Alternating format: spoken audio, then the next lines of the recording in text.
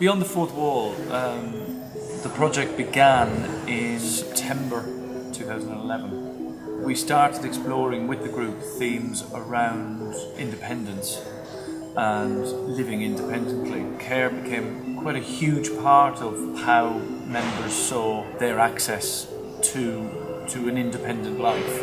So as we spent maybe 3 to 4 months workshopping that, coming up with characters. That's it, yeah, now! And that is all I gotta get! As soon as I get my fucking images up! Creating scenarios, creating scenes, and those scenes were then taken to Kathy, the writer, who started to compile the characters and the material that the group had come up with into the script we know as Beyond the Fourth Wall. Speedy Steve, at your service, you lucky people. Beyond the Fourth Wall turned into a show which was based in a cul-de-sac. Originally, the cul-de-sac was seen as a place of safety, a place where people could live out their lives in comfort.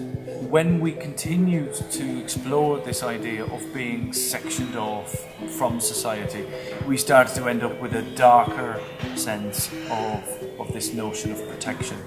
The carers, or as we call them, the ablers, were protecting people from the outside world. This protection became stronger and stronger and stronger until nobody could make a decision for themselves unless the ablers allowed it. The story of Beyond the Fourth Wall was where we meet Taylor, who has some experience of the outside world and wants to go outside. He wants to go and explore. He wants to see more. To know the world outside is to know kindness, consideration, and love. He wants to experience the world as everybody else does. And once the residents of the cul-de-sac discover there is an outside world, and they discover the audience as I suppose a metaphor for that outside world, suddenly they want to go and experience it.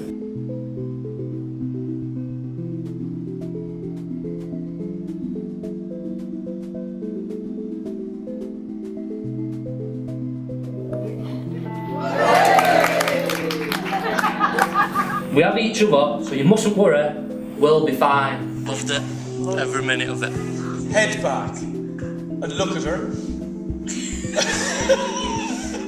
Looks back, sees a hand on it, Yeah. flinches. Going over the fourth wall is strict forbidden. I'm going over it, happy? We only went for a look and they didn't see us, did they, Barry? The tour itself was a joy and a challenge. The second show on that, Ray. I nearly lost my eyes on that nearly at the end. No, all the things, the ablers,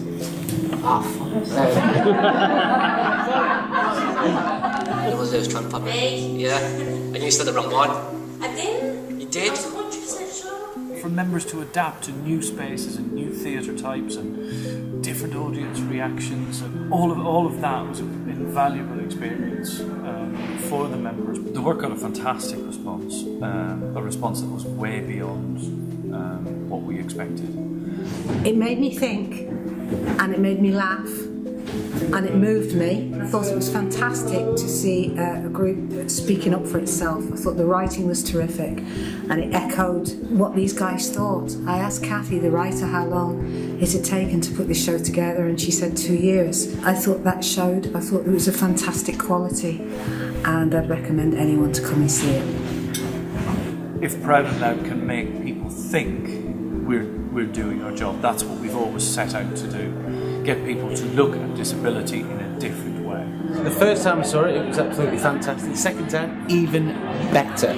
I just love the idea that it takes the idea of people with learning difficulties, inverts our whole world and makes all the able-bodied people seem like the ones who are missing out on something. I love the fact it took 1970s science fiction ideas and turned them into reality.